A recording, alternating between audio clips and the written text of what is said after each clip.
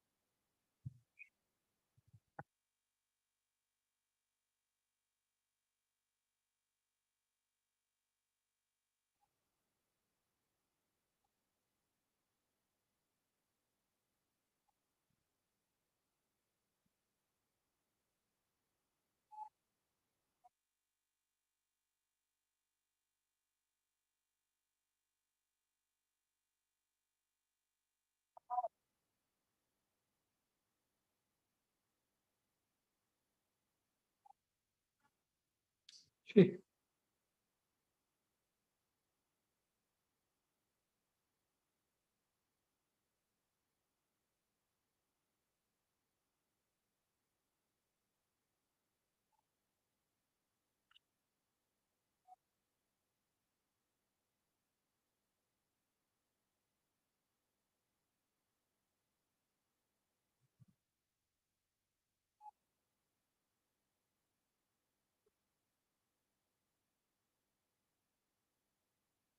Recording stop.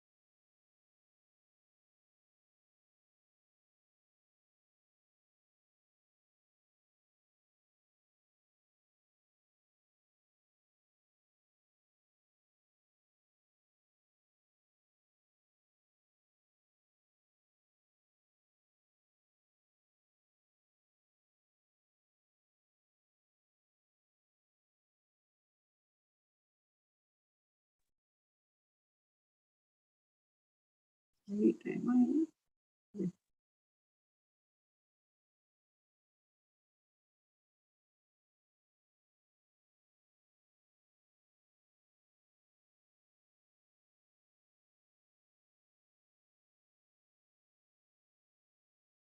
we start, Amma? Right.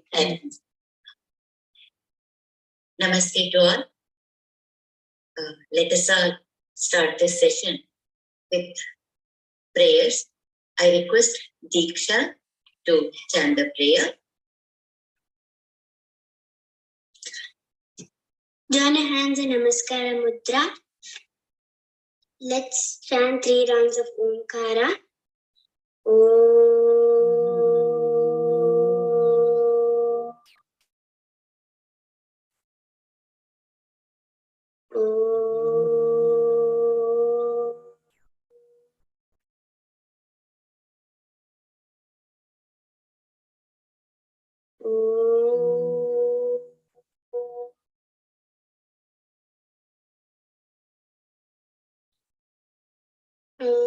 Sahana Bhavatu Sahana Bhunatu Sahaviryam Karavavahai Tejasvinavaditamastu Ma Vidvishavahai. Om Shanti Shanti Shanti. Dhanyavad. Diksha, our Balasamskara participant. Welcome you all for this 16th lecture of Recording in progress. Parivar in Bhagwad Gita. Before that, we all know about Amma, Mani Lakshmi Didi, whom we call with love Amma. Just a brief introduction. Didi joined Vivekananda Kendra in 1981 as a hotel worker and became its joint general secretary and later its working president. After the passing away of founder President Vivekananda Kendra, Mani Eknathji Ranade was unanimously elected as the All India President of Vivekananda Kendra in the year 1984. She continues as its president till 1995, when she stepped down to devote more time to spiritual pursuits. To help her in this, Vivekananda Kendra formed a new trust, Vivekananda Kendra Vedic Vision Foundation, with Mania Dr. Lakshmi Kumari as its lifetime chairman. It is situated at Kodangaluru. As president of Vivekananda Kendra, Mania Didi extensively toured the country spreading the message of Swami Vivekananda. In addition to her duties as the president, giving form and content to Swami Vivekananda's ideal of social service as envisaged by Mani Eknath. As the chairperson of Vivekananda Kendra Vedic Vision Foundation, presently she is engaged in encouraging Vedic studies in different ways through promoting Sanskrit, publishing Vedic literature, conducting seminars, study classes, and so on. Didi is a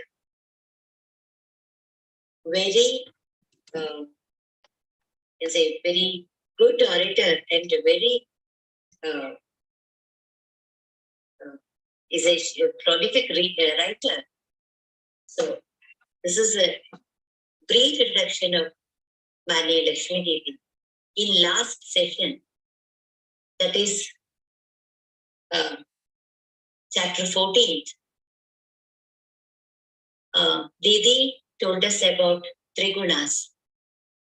Yesterday only we all observed Chandra Grahana, that is on Kartika Purnima, and it is also celebrated as Prakasha Parva in Sikh community.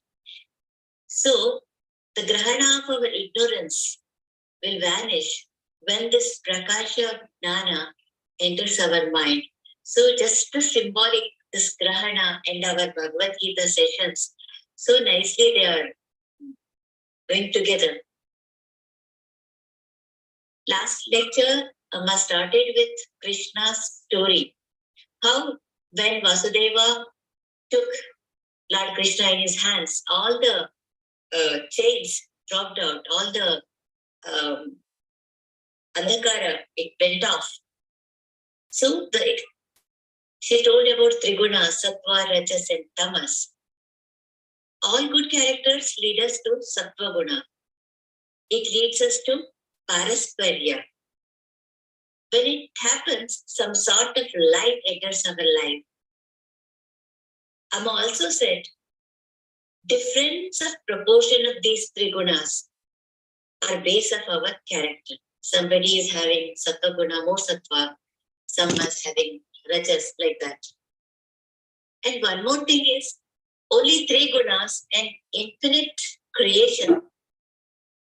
So many animals, people, all the things, only with these three gunas. And Mani Lakshmi Didi also told us about three major points of all our problems. They are Pramada, Samshaya, and Ajnana. If we overcome it, our problems will be solved. So in Amritha Parivara, Sattva should be prominent from the childhood. Amma insisted on that.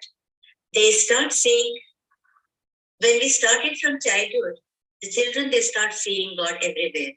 They will come to know about Seva and Tyaga.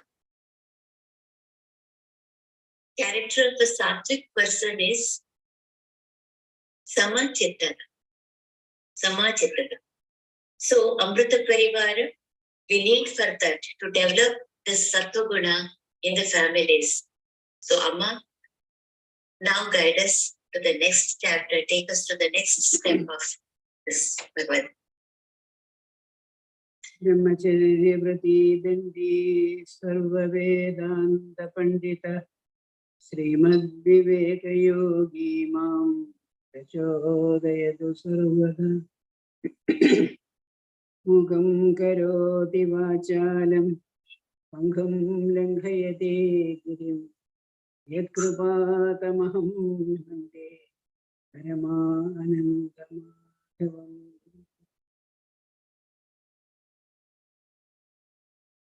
Namaste to all of you. By Sri Krishna's grace, we have come up to the 15th chapter or 15th discourse, 14th discourse actually, barring the Arjuna Vishada Yoga, etc. Anyway, this is one of the most important chapters in Bhagavad Gita. Many of the ashramas and in places like our centers, sometimes in saptahas, before we take food, this 15th chapter is recited. So 15th chapter is very popular and we chant it. But how we can connect it with our life, with our family, with our behavior, etc., usually we do not think about it. Especially we Hindus have no such training programs where we are trained in Gita way of looking at life or Gita way of management, or for that matter, Gita way of conducting our family business. We are all ignorant about it. Anyway, Sri Krishna so very kindly and with a very, very tender feeling towards all of us, keeping Arjuna in front, he had been guiding us how to get rid of the misunderstandings and ignorance in our mind and concentrate on that family of which he is the Pita and Pitamaha. He is the all in all. And to that extent, Sri Krishna had been guiding Arjuna step by step cutting asunder his ignorant links. How karma has to be made karma yoga, how jnana has to be made into jnana yoga. In every way, just like a father or a guru guides an ignorant child or a shishya, Sri Krishna had been so very kindly guiding us. And when there is doubt in Arjuna's mind whether this whole universe is his, he first enumerates through Vibhuti Yoga how everything we find in this universe has got the insignia from him to conduct the corporate management and work. Even then not satisfied, he wanted to see the Vishwarupa, how the entire universe stands interconnected, interrelated, and interdependent. And what a magnificent scene we have seen. We could only see through Arjuna's eyes. Through Arjuna's prayers, we could understand a little tiny bit of that magnificent vision which he had. And even after seeing all this, still Arjuna's mind was not completely rid of all doubts. So in the 13th chapter, making use of the two words Kshetra and Kshetrajna, he taught us what are the undying principles and what are the dying factors in our daily life. Concentrate on the undying, the eternal, leave out the ephemeral. So all the unwanted things in life, if we could keep aside and concentrate, for example, take 24 hours, how we should spend our days. I think in that connection, I was talking to you about the one old Brahmin whom we met in Panyad village, who was totally devoted. And because of him, this Samaveda tradition has been preserved in Kerala. They have recorded it and kept it. In the same way, how we would use our time to glorify the self within us, which is a self everywhere, through satsanga, through readings, through yoga, etc., etc. And above all, Swamiji teaches us through service of those around us, Tyaga and Seva. With all this information, Arjuna was again worried about the multiplicity which we see around, and for that Krishna uses the Purusha, Prakriti, and the three gunas, Sattva, Rajas, Tamas. So if we want to create a good habit, a good human being, there is a written document how it can be done. You follow strictly the rules of Sattva. If you want to be success as a entrepreneur, etc., all right, go to the Rajas, the document. So in that way, Krishna has taught us the variety which we see is due to the different proportions in the Sattva, Rajas, and Tamas. And again, to detach Arjuna's mind and our minds too from the preoccupations with our family, our relationships, our attachments, our concerns, etc., etc., etc., ad infinitum. Sri Krishna suddenly puts before us a wonderful simile, an upama which has no parallel. Nowhere in the world you can find. We say Sri Chakra. Our Sri Chakra is a representation of this, whole of this universe. In the same way, here Krishna presents a very a gigantic simile. What is it? He says, Visualize a huge banyan tree. But the banyan tree stands up, down. The roots are up, and all the stems, branches, flowers, leaves, etc., etc., etc., they are all standing down. Urdhva moola mathashakam. Ashwattham brahuravya. Ashwattha is a banyan tree, but there is another meaning. It is our sansar, which is there today. Tomorrow we don't know what will happen. In the next minute, we don't know what will happen. In the next hour, we don't know what will happen. So it is always samsara, it is always moving, moving, moving. So in that way, he presents a picture and says, you have to reach to the roots. So many things come to the mind when you read that, you know. First, when Narendranath went to Sri Ramakrishna and asked him, have you seen God? Without hesitation, he told him, yes, I have seen. If you want, I can show you also. But only thing is, who wants to see God these days? Similarly, after our experience with Sri Krishna Arjuna Samvada in the 15th chapter, we should be able to at least feel like Sri Ramakrishna that yes, we can see God. But where? He's everywhere. That is what Krishna is going to tell us. You know, when you go to America or somewhere, I always felt almost every town is same. There will be huge, huge malls, shopping centers, this, that, all that, which will remind you of your both worldly life, achievements, things like that. But when you go through India, what is it we have seen?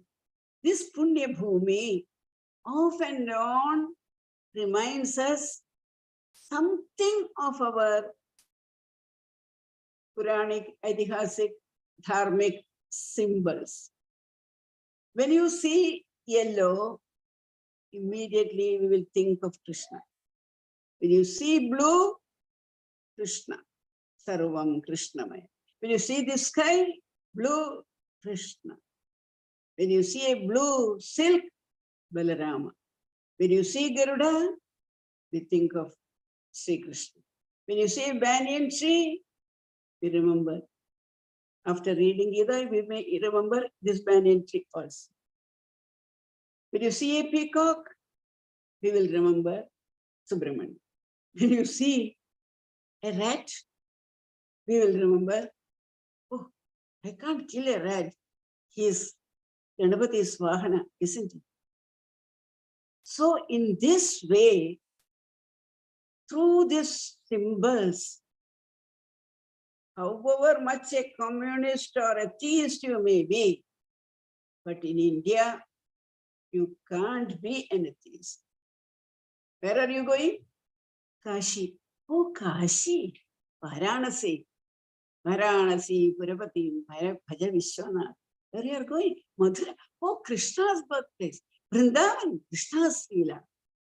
See, all the time, whether we like it or not, whether we want it or not, remembrance of God is inbuilt into the atmosphere of this Punya Bhumi. So it is only by divine dispensation that we are born in this Punya Bhumi. And in this particular simile, Ashwatha, Sri Krishna is asking us a very, very normal advice he is giving. Go to the root, isn't it? If you want to find out the truth, go to the root of the knowledge. You find two chemicals, they are reacting in the laboratory, But when you write, you are not writing this, you are writing the formula, the roots. So everywhere, knowingly or unknowingly, we go to the root of the matter. Root means also truth of the matter. Somebody has committed a crime. How do we find out? We go to the root of the matter. What exactly happened, where he came from, which car he used, who was with him, what weapon he's used, isn't it? So going to the root of a thing is very natural for human beings. When you find the taste of something, you go to the root, isn't it? What are the ingredients which has given this taste? So Sri Krishna tells us, this root, searching for the root, let this be done in a very, very elegant, systematic and deep way through meditation. Go to the root of the things. This sansar which you are seeing, which you are propagating through your activities, through your prayers, your learnings, your profession, your interactions with people, you have created this bunch of branches and buds and flowers and leaves and everything. And you are enchanted by this. So you have forgotten the root. Go to the root of it. So to make us go to the root, he has given all these descriptions and says, these will not take you to the root. You will cut asunder. You have to cut off, cut off, cut off. How to cut off? What is the weapon we have? With our usual sword or knife or something, we can't cut off the roots of this samsara. But there is a wonderful weapon to cut off this root, this samsaric head of the Ashwatha. What is that? Asanga sasprena dhridena chitva. There is only one weapon by which you can cut off this and go nearer and nearer and nearer to the root. Asangoham, asangoham, asangoham puna puna. That is what Shankaracharya says. Chidananda Rupa Shivoham Shivoham. In that Nirvana Shatkam, through the stanzas, we are not that cut off. Mano, Buddhi, Ahankara. Keep a nice scissors in our hand, cut off. No, I am not the mind, I am not the intellect, I am not this. Like that, asamgena, you cut off this, then you will go to the root. Krishna, as usual, before he tells Arjuna, he says, Arjuna, remember, who is talking to you? It is I am talking to you. Don't forget who I am.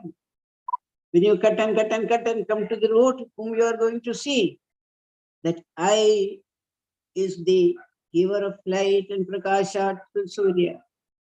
I am the provider of the qualities of Soma, Somo, Bhutva, Rasatma. So we can say in our worldly language, Krishna telling Arjuna, Arjuna, see, I have the biggest canteen in the universe. All the food is made by me and sent to the different agencies through Surya, through Chandra. I have the biggest manufacturing unit of Aushadhas and making use of my agents, Ashwini Devas and moon. I provide these medicines to different plants in the different ways so that man can get the benefit of it. So the biggest canteen, imagine, go to the root.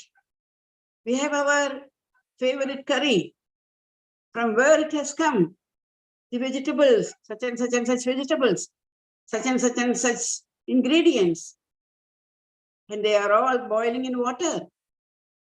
For in everything, there is that vital power of the great Lord. A brinjal tastes like a brinjal. A mango tastes like a mango. Because he has decided in his canteen, he has prepared the different tastes and distributed all over the world. For man to his taste, for the animals for their taste, for plants, he has engaged Sun himself, asking him, you be the agent to give the food to all the plants everywhere. I provide you. Take from the canteen, take whatever you want and supply the food to everybody. Just imagine the biggest food manufacturing unit in the whole universe is controlled by none other than him. All right, but what about my own food? Aham Vaishwanaro Bhutva Praninam Dehamashrita. Oh, when I take the food, I enjoy the food, it gets digested, the essence of it enters into my each and every cell in my body. It gives me energy, it gives me power.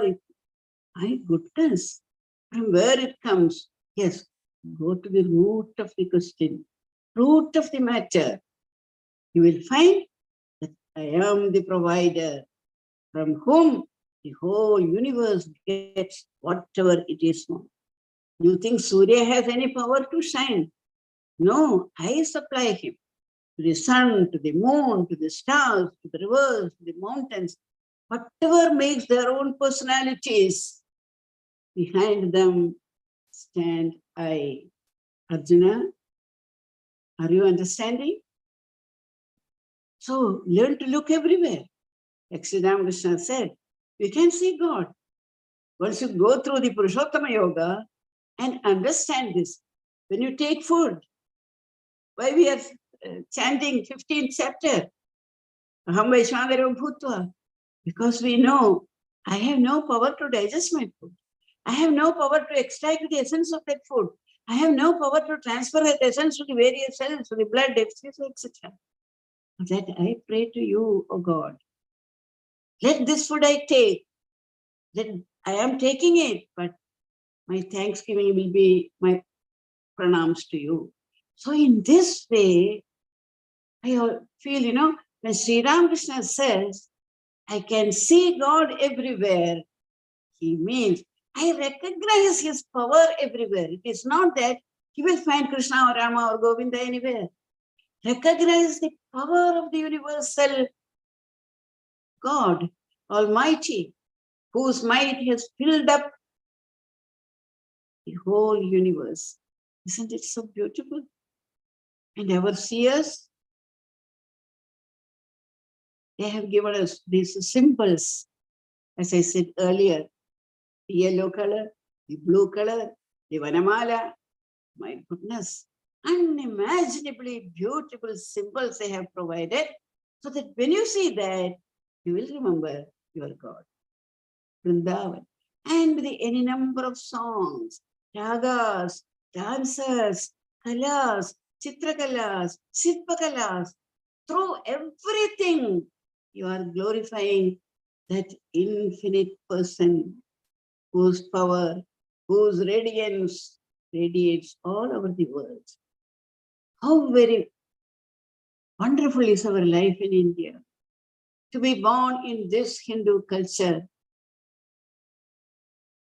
to be a recipient of these wonderful thoughts of our great rishis. But what to do? We are not able to see it. Why? The great Yama tells Nachiketa, Kaschidhiraha Pratyagatmanamaksha Avritta Chakshu Amritattvamicha. We are all the time worried about the leaves, the buds, the flowers, and all that on the Ashutta. But Kaschidhira, whose mind is steady, who has got Ekagrata, whose Lakshya is very, very clear, that I want Satyam Param Dhimahi. That is my Lakshya. To such a Pratyagatma, Kaschidhiraha Pratyagatmanamaksha. He comes face to face with God. God means what? The vital power within you, the self within you, which is the self everywhere. So that's sort of a Purushottama Bhava, that he and he alone is in this verse. At least understand, Arjuna, the weapons you use, the mantra which makes your this thing a Gandiva, everything, it is according to my command only. That is what Krishna impresses upon Arjuna in this particular chapter. To more and more to look at the reality, to look at the root of the thing means look at the reality of it, the truth behind it. If there is some misunderstanding between two people, how do we clear it? You get to the root cause of this misunderstanding. Why this misunderstanding is due to? Where is the root cause of it? Maybe he said something he did not know. He said answered this way, he did not know. We can clear it. So once you know the truth, even simple misunderstandings can be cleared. And what about the big misunderstanding which we have about our life, our role in life, our goal in life? Nothing is clear for us because we have never bothered to look at the root. That is probably why Hemana Maharshi was insisting on, somebody asks him a question, he will say, who is the person who is asking the question? Try to find out him. So you go on analyzing, and finally, by the time you analyze and reach to yourself, the doubts have vanished, the ignorance has gone, and the truth is very clear. In the same way, this samsaric preoccupations, this keeps us in this samsara. They have to be cut through asanga satrena. I don't want idam namama. Our Vedas say idam namama. So by making use of this asanga shastra, we have to go into that. Krishna says, even if you reach up to the ultimate cause of the root, remember, still there is something beyond that. My absolute ultimate Purusha Uttama, Uttama Purushastvani. I am the Uttama Purusha, the last word. There is nothing beyond that. And once you are able to understand that, nothing more remains. You will find that it is I alone supply everything. Even for a Nastika to say that there is no God, how will he say? He will have to use his vocabulary, his vocal cords, his whatever knowledge he has gathered or ignorance he has gathered, all that is required for him to say that there is no God. So in the same way, Sri Krishna says, Arjuna, remember, I alone is there. This will be a very, very beautiful meditation for us, this 15th chapter. That is why they say, get by heart the 15th chapter. 15th chapter, when you get by heart, you know, somehow within us, a feeling will come that, yes, there is nothing but God. Now we can imagine, you know, when Prahlada said, I see God everywhere. When Sri Ramakrishna says, I see God everywhere. They mean that through these eyes, when you look at the thing, you know the essence of that person, the essence of that thing, the essence in that particular tree or animal, or that is nothing but his Leela. The games he played with the models which he himself has created. For him, it is just a play. When he feels like he will make us play, When the game is over, he say, all right, come back. And we go back, we don't know where. We go to the route, let us hope. So thinking of the route, probably, when the final call comes, we go to the route. We can probably reach up to that Purushottama self. So, Asanga Shastrena. So, the super knowledge of the ultimate cause is the end of the spiritual journey. Once you can really go to the root, you get merged with the root. Again, I'm reminded of Sri Ramakrishna. Sri Ramakrishna used to say, see, I'm sitting on that wall. On the other side is the Nirguna Parabrahma. And I want to talk to you about it. If I want, I can jump there, but then I know I cannot come back here. Yadgatva anivartande tadhama paramam. Because once I go there, I get merged into that Parabrahma Tattva. So Devi, what did she tell me? She told me to sit on this wall. Look here and then give a little bit of that information, not even fully. If I want to tell you everything I saw, then Devi comes and holds my mouth. Whatever a little bit of what I share with my disciples, with my people, with my bhaktas. That is what Mother has told me. So Sri Ramakrishna also says, when you go there, there is no coming back. Yadgatva nanivartande. Sarvasya chaham hridi sannivishta. Mattasmridir jnanamapohanam cha. Vedaisya sarvairahameva vidyo. Vedandakrit vedavideva cha. Some of the great bhaktas, like Vilyamangalam, like our Pundanam, like our Bhattagiripat, like our Surdas, Kabirdas, Tukaram, Sriram, Ramdas, all those people, they have all gone and like Sri Ramakrishna, witnessed the Leela of the Mahaprabhu, and because of the love for humanity, Srinvandu Vishwe Amritasya Putraha, because of their love for the humanity, they have come back to share with us little bit of this knowledge, which they think will guide us to the final beatitude. Yasmaksharam atidoham aksharaadapi chottama adosmi loke vedecha pradhita purushottama.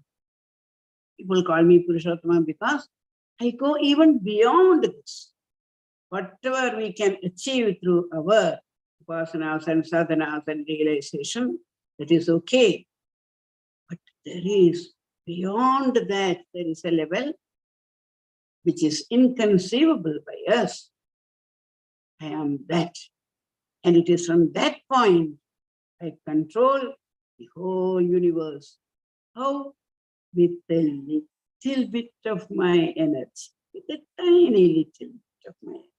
I don't even need to utilize fully my energy to prepare the food in the canteen or aushadhis in the pharmaceutical laboratories. Nothing I need. Just imagine tulasi. We have the tulsi plant, tulsi leaf, everything, isn't it? But what exactly makes tulasi tulasi is what God has put in her. And to that, our rishis and munis have added so many little stories. Tulasi Kalyanam, Tulasi's life, how Tulasi is attached to Sri Krishna, all that they have added to make it look more and more beautiful. And we remember the stories better than the truth and tattva.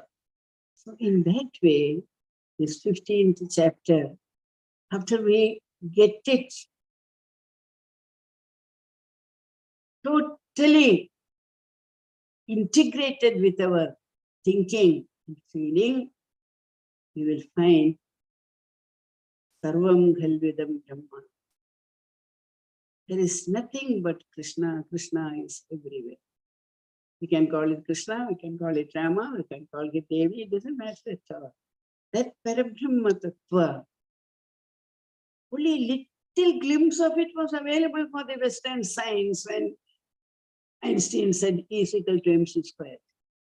Little bit, very tiny little bit. But what remains behind? That is why we don't know the extent of the root system of a plant.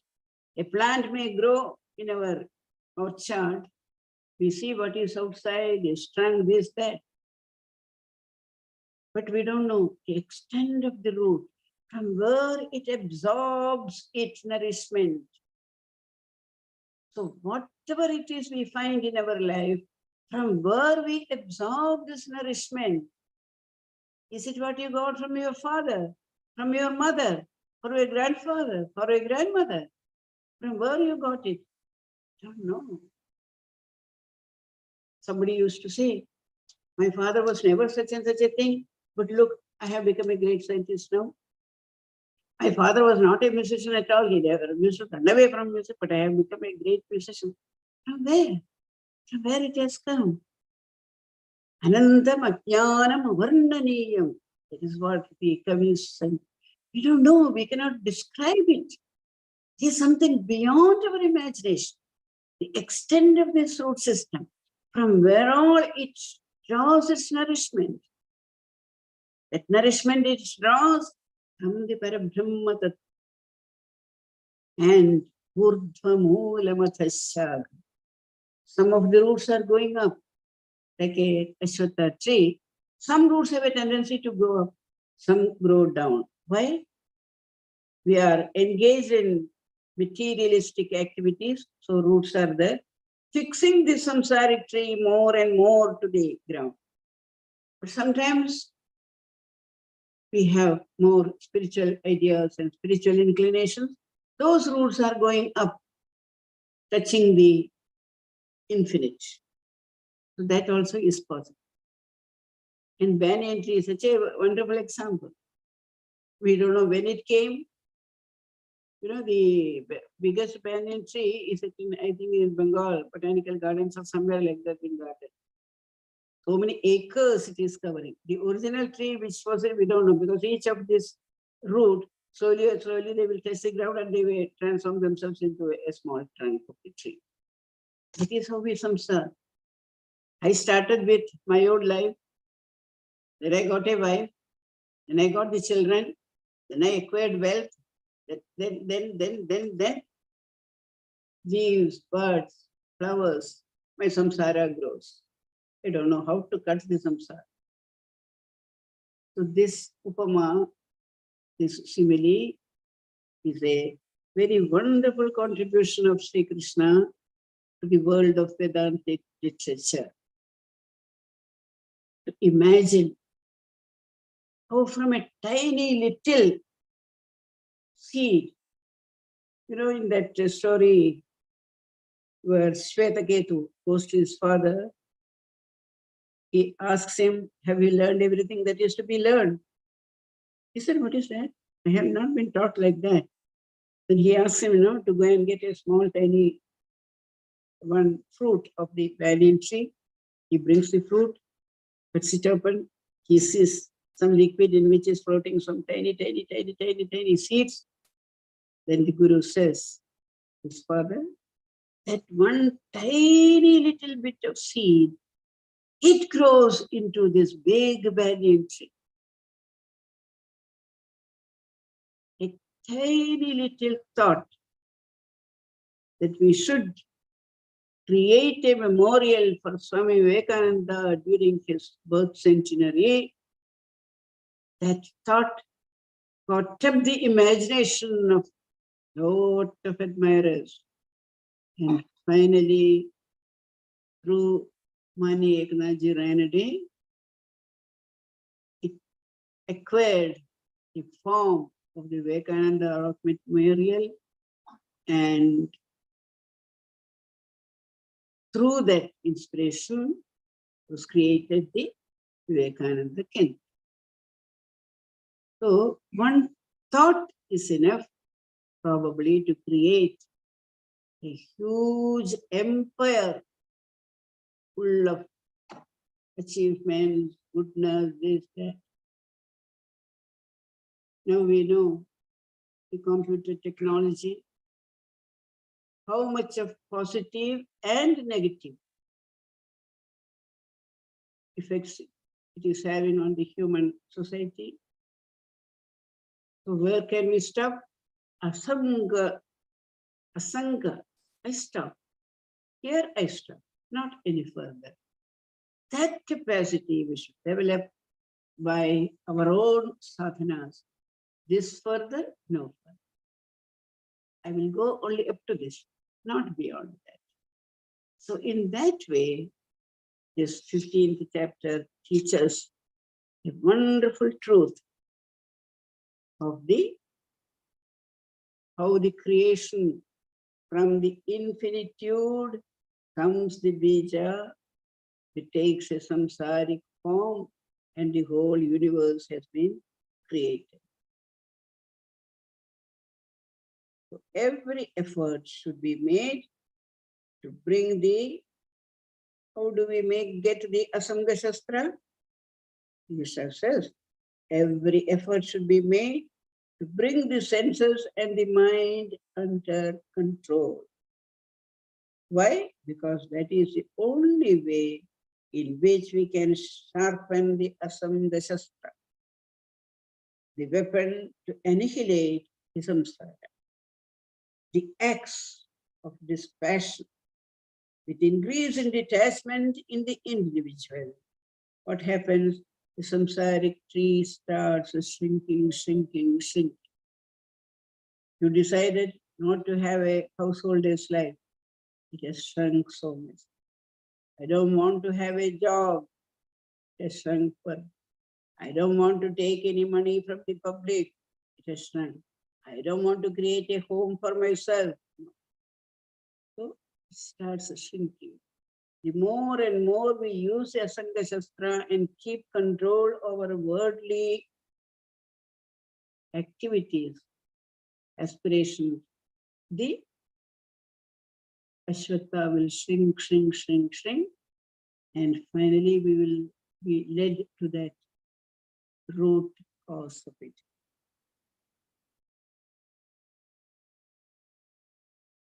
Again and again, Sri Krishna puts his signature and insignia.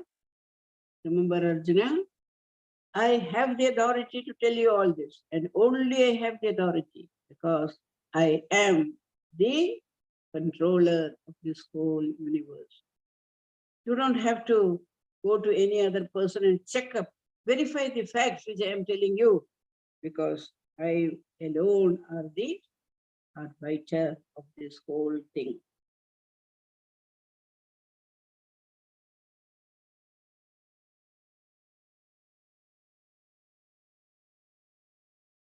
So that is the sum and substance of a very little understanding of the thing. Now, how do we incorporate it into our Amrita Sangha? See, our people, we have a family, we have got our elders, some people have gone earlier. We call them the Pitrus. So why they have created this Shraddha ceremonies, memorial services, Remembrance Day, all that is connecting this generation with the previous generation who had probably achieved better things. So in our houses also, we should, maybe not a ritualistic Shraddha or something like that, we can keep a day, just as we say, Swamiji's Samadhi Day, Ekanathji's Samadhi Day. Like that, when we keep a day exclusively for thinking about them, we think not about their physical stature, but we think about the achievements they had in our life, what they have handed over to us. Similarly, at home, my father, my grandfather, he was such and such a person. He has given so much. And it is his name that we are carrying even today, isn't it? So in that way, we can create in our children a relish for the past achievements and glories. And slowly, slowly, when we take it to the ultimate, you will find who has given you all this. None other than God Almighty. Anywhere you take, the final point will be God Almighty. So let that God Almighty, the root cause of everything in this universe, reveal to us the root cause of me, the individual, that what I have got is nothing but a gift from you. So I have to give this gift back to you by sharing it with those around me. You have given me wealth. Let me share it with more people, so that it will all come back to you. I have got capacity to teach. Yes, I will teach. And my teaching will be my offering to you. I have a capacity to sing. I will sing your glories and make people, awaken them to the truth of your ultimate essence of your being. So in that way, by mixing up the thoughts of the 15th chapter in our day-to-day activities, I insist, when I take food, when I take a medicine, remember it is not the doctor, it is not the medicine, it is not the curry which is valuable, but what Bhagavan has put in. A paracetamol becomes a paracetamol because the chemicals are endowed with the power which God Almighty has given it. And a draksharistam becomes draksharistam because draksha has got the power to, it has obtained from the God Almighty. So as I said, when you see yellow, when you see a peacock, when you see a giraffe, how we remember? The same way, in every little things which we do, we can find ways and means of linking us up with that Purushottama. Let the Purushottama bless us and fill our lives with light, wisdom, knowledge, tyaga, and seva. Namaskar.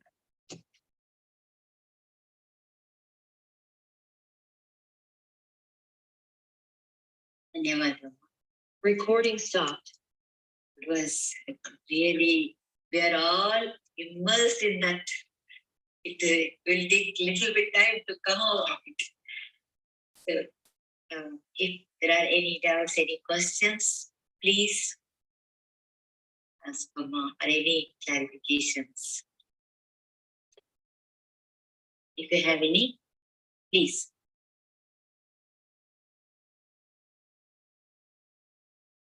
Or if you want to say something also, you can please share.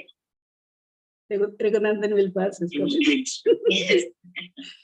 Please say comment, teacher. Pranam to everybody. Didi,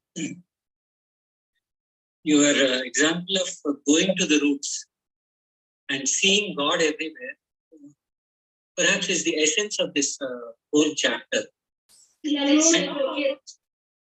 And moreover, this chapter also connects up with all the other thoughts which he has given. In one of the places he said that you should do upasana. And just now when Giri was telling me, every act of ours in our day-to-day life, not spiritual life, in day-to-day life, we are doing this upasana. Upasana means sitting near. Only thing is we are sitting near those things which are ephemeral, as Giri said. And if we sit near that which is permanent, then probably, not probably, we will reach that Godhead. Or we'll reach that root which will give us this vision.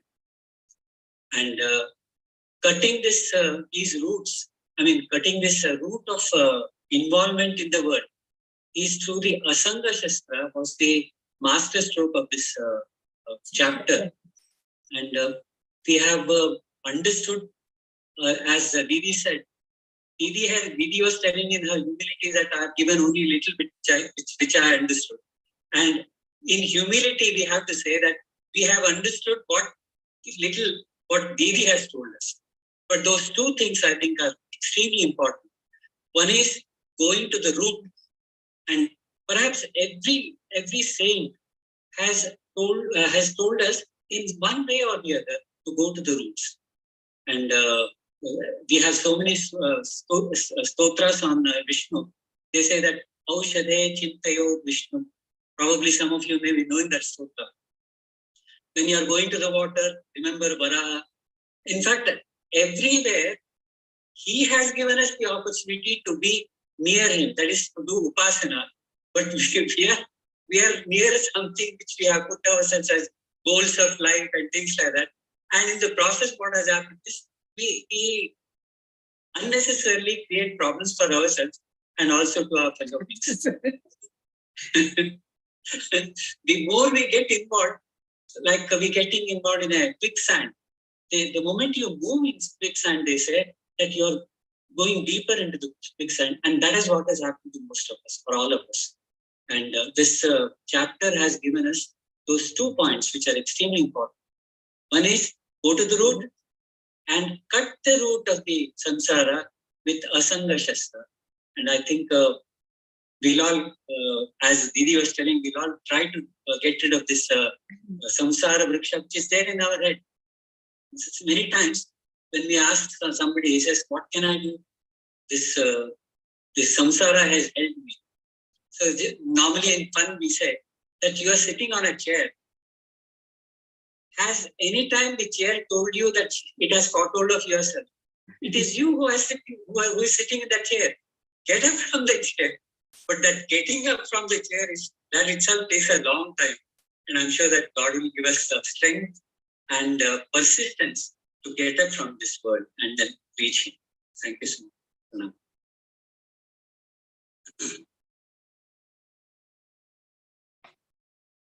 Very nicely. Once again, all the things we remembered, what all Amma told in it is just by Raghuranjanji. Any questions? We're having another 2-3 minutes.